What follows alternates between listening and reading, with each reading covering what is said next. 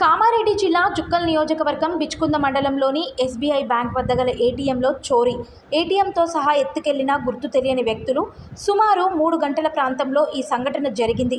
Alarm వినపడగానే సంబంధిత bank అధికారులకు వెంటనే సమాచారం ఇచ్చామని, వారు పోలీసులకు సమాచారం చేశారని ఎస్బీఐ బ్యాంక్ మేనేజర్ తెలిపారు.